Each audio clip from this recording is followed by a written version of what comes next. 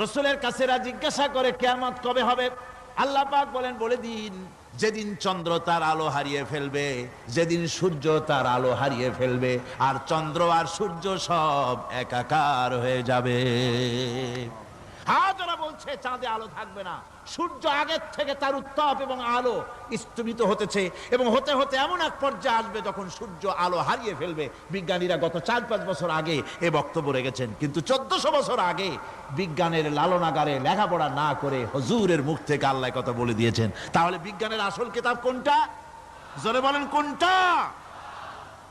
আল্লাহ পাক আরো বলেন, ইজাশ শামসু কুবিরাত ওয়া ইযান নুজুমুন কাদারাত ওয়া ইযাল জিবালু সুজ্জিরাত।